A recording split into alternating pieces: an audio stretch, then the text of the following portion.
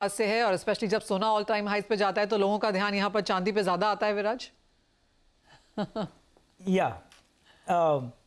I agree with most of what Rahul said, पर मेरा opinion है कि जो किशोर बोला वो सही है कि चांदी अभी ऊपर जा रहा है पर करेक्ट भी होगा, पक्की बात है होगा।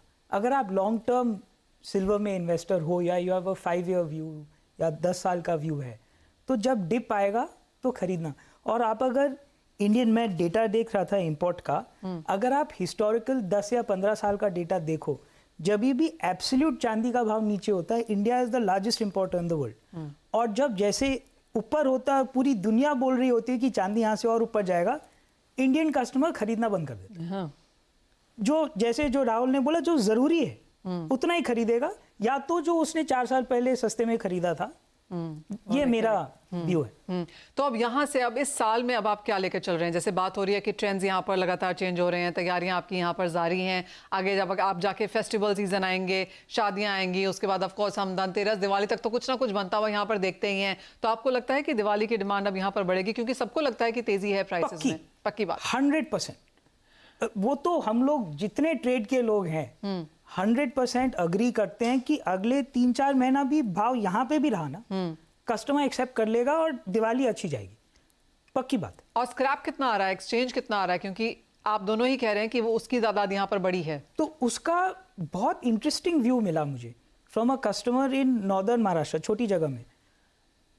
ही सेड कि सोना चांदी दोनों का रिटर्न पिछले वो बहुत साल से इस बिजनेस में है, 30 साल से सबसे कम आ रही है। तो मैंने बोला क्यों? वो बोले कि गवर्नमेंट राशन और अपना सिस्टम इतना अच्छा कर रही है कि जो गरीब लोग हैं, जो नॉर्मली चांदी आके बेचते हैं, वो बेच ही नहीं रहे। ओके, अमेजिंग है। तो यानी कि रिसाइकिल में भी बहुत बड़े नंबर्स दिए हैं। हर्षल, आपका एक वहां पे एक नंबर भी लेना चाहेंगे। गोल्ड के बारे में भी हमने यही सुना कि रिसाइकल आ रहा है, एक्सचेंज में आ रहा है, लेकिन ऐसा नहीं है कि कोई बहुत एक्सपोनेंशियल वहां पर तेजी आई हो प्राइसेस के बढ़ने की वजह से। क्या चांदी में भी वही रुझान है? हाँ जी, बिल्कुल। आई थिंक विराज ने बहुत एक इम्पोर्टेंट पॉइंट रेज किया है कि वो डिस्ट्रेस सेलिंग नहीं है फिलहाल मार्केट में, गोल्ड और सिल्वर दोनों में ही।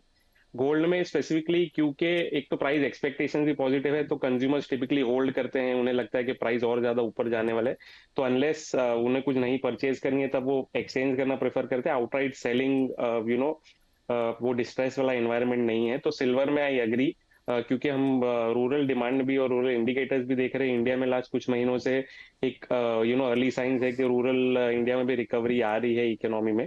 तो डेफिनेटली आई थिंक इतनी ज्यादा सेलिंग स्क्रैप वापस नहीं आएगा। बट जैसे पहले किशोर सर ने भी मेंशन किया, 1 लाख का जो लेवल है, आई थिंक हमें लगता है कि वो थोड़ा एक डेंजरस लेवल से इन टर्म्स ऑफ स्क्रैप वापस आने के लिए। क्योंकि हमारे अनुमान के हिसाब से लास्ट कुछ सालों में इंडिया ने, सिर्फ मैं इन्वेस्टमेंट डिमांड की बात करूं, बार कॉइन मिला के लास्ट 10 साल में 17,000 टन की चांदी इंडियन इन्वेस्टर्स ने बाई की हुई है। तो एक लेवल ऐसा साइकोलॉजिकल होगा जब इसमें से काफी ज्यादा मेटल मार्केट में आ सकता है, जो ग्लोबल मार्केट को भी इम्पैक्ट कर सकता है। तो आई थिंक वो बहुत इंपॉर्टेंट लेवल होगा वॉच करने के लिए। ऑल राइट, इस बार लाख के पार इज अ स्लोगन जो हम लोग, काफी लोग किशोर यहाँ पर काफी बार रिपीट करेंगे जब तक वो यहाँ पर आ नहीं जाता। लेकिन जो बाइंग एज ऑफ नाउ हम बनता हुआ यहाँ पर देख रहे हैं।